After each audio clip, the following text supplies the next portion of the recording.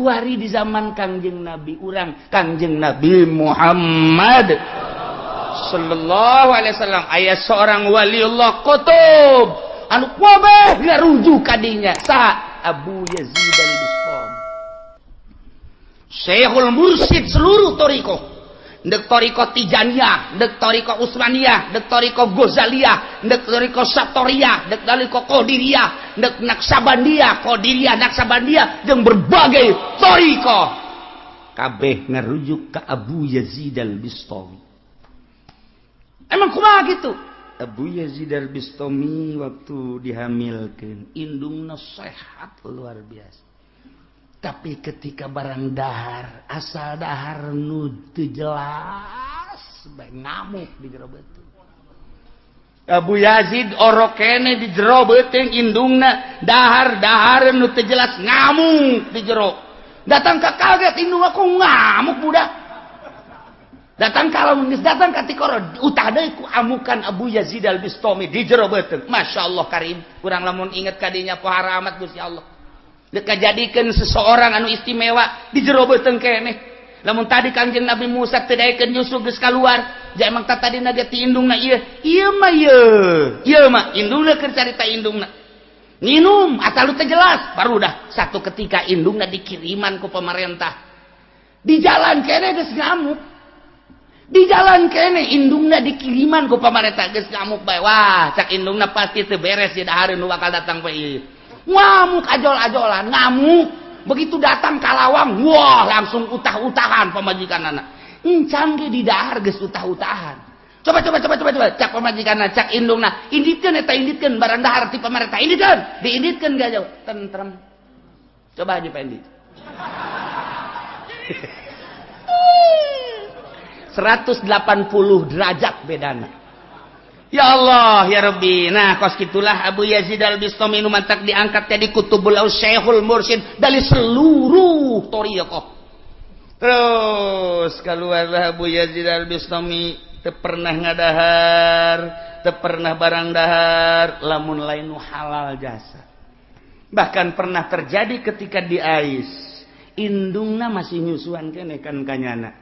Ngadaharlah barang menang pamere nu jelas eta teh pedagang nu jelas pedagangna teu jujur begitu didahar ku indungna Abu Yazid al-Bistami di Ais kene can boga tanaga orok beureum kakaratnya 2 poe 3 poe orok beureum bisa nepak kadaharan nu deuk didahar ku indung namun Haji Pedi wes asana ieu mah ya lain deui mah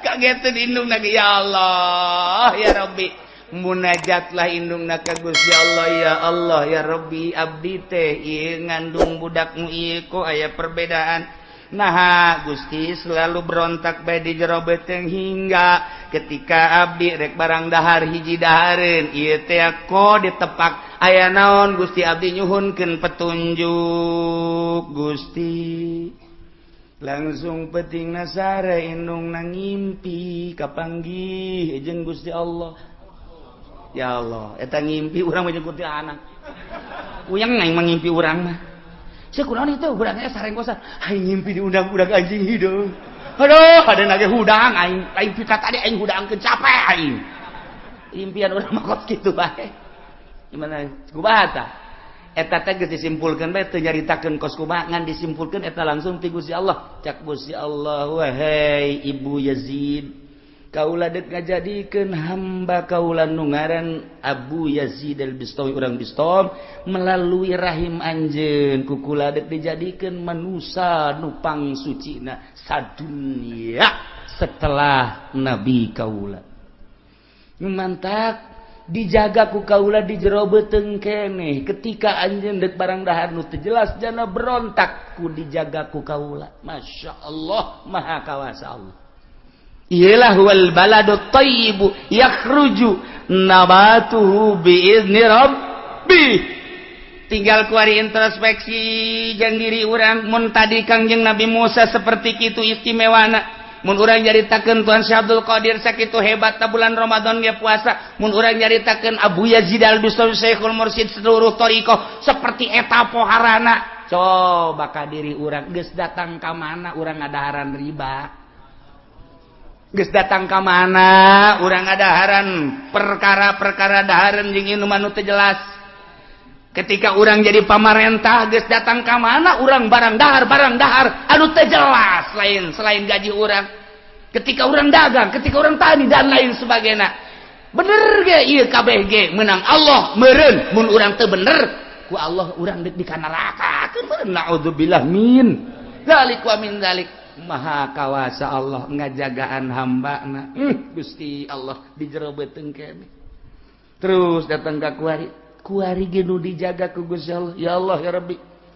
Moal kebal deui abdi teh ieu barak menghadap ka Gusti. Ketika abdi menghadap ka Gusti tengah-tengah negara anu keur lain lalagaan ramena. Informasi teh lebih cepat daripada kekuatan cahaya. Terjadi di dia Amerika geus aya, terjadi di Inggris geus aya. Berita-berita tersebut ya Allah ya Rabbi saat menjaburna hujan HP nu dijaga ku Allah mah teu hayang. Saat menjamur televisi nu dijaga ku Allah teu hayang. Saat menjamurna riba nu dijaga ku Allah geus teu hayang. Geus aya nyaritakeun haram halal nya geus dibere embung bae ku Gusti. Ditanya ge ieu haram apa halal sabodo siangan aing mah dibere embung bae ku Gusti. Dijaga ku Gusti Allah. Mun eueuh nu dijagaan ku Gusti Allah hancur umat teh kumaha. Carita riba geus dihalalkeun, carita haram geus dihalalkeun, berani ku ari mah. Lamun urang nyaritakeun tentang maling, korupsi geus ambalaya teu dijagaan ku Gusti Allah. Mun urang nyaritakeun tentang mabok zina geus teu dijagaan ku Gusti Allah. Kaheureyan mata jeung ceuli geus teu dijaragaan. Sal Allah Maha Kawasa Allah bi idzni Rabbi aya jelema nu bertahan. Hampangeun ku kawasa Allah, hampangeun ku irodat Allah, hampangeun ku kekuatan Allah, hampangeun ku daya Allah. Seakan masalah nyanggakeun sadaya-daya mah di maneh kula-kula ih ya teu hayang ieu cacak-cacak nu dijagaan ku Gusti Allah deuk kumahaeun ku. Lamun di Pandeglang nu dijagaan ku Gusti Allah ajur sa Pandeglang. Serang nu dijagaan ku Gusti Allah ajur Serang. Tangerang mun eueuh nu dijagaan ku Gusti Allah ajur Tangerang. Jakarta mun eueuh nu dijagaan ku Gusti Allah ajur Jakarta. Ngan aya kene nu ku Gusti Allah dijagaan nu hampangeun. Mamawa kaapikan kawaroan teu kudu nyaritakeun di kitab teh geus kitu bae ku Gusti Allah. Jauharna zatna diciptakeun sakumaha Allah nyiptakeun Abu Yazid Al-Bistami. Embungeun ti jarobeuteun kene. Sakumaha Allah nyiptakeun Kangjeng Nabi Musa embungeun barang dahar. Sakumaha Allah nyiptakeun junjunan alam Kangjeng Nabi urang Kangjeng Nabi Muhammad sallallahu alaihi wasallam babarieun Gusti Allah. Masyaallah karim. Jadi ulah khawatir emang nang Allah kabeh ngan urang ulah cicing terus berjuang mah ngomong haram terus bae nu haram mah didegekeun jeung teu didegekeun lain urusan urang. Mata kiai teh ya selip saeutik dina nafsuna. Kumaha nafsuna asal teu ngaji bae kanyana bendu. Urusan ngaji teu ngaji mah teh ulah dipake ke bendu nafsu di dinya mah. Urang mau nyaritakeun kiai anu oh alhamdulillah, kiai anu oh alhamdulillah. Itu negara si eta salat kene alhamdulillah teu kudu ngaji ka urang asal salat kene wauheun berarti ka Allah.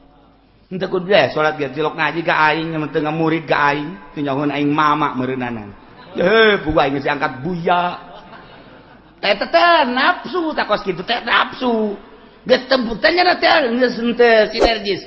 Henteu harmonis antara kiai murid si itu ngaji ka anu henteu ngaji ka aing celok nanya. Nyana embung kapanggih dina ondangan dina naon embung kapanggih. Mong aing mah kiai eta bongana. Bongana leh teu beres. Perbedaan puasa bae jadi teu ngomong. Ge atah amat sih sarua deuk ka Allah perbedaan soal puasa beda sapoe kok hayu teu nanya sih mongan nya mah makena nu kos kira teh bae tayang emang tayang wau nafsu aya deuk ibadah ka Allah mah tuh oh nya make anggeran oh urang anggeran ieu atuh masalah aja sarua deuk ka Allah atuh adapun ke urusan nu narima jeung teu narima nama Gusti Allah kunaon hayu teu nanya malah diomongan ulah sok ngaji ka dinya beda puasana lebaranna beda hayang aing mah ye teu nurut cenah mah ka pamarentah ye mendingan di urang pamarentah ngagejebur sia ye pamarentah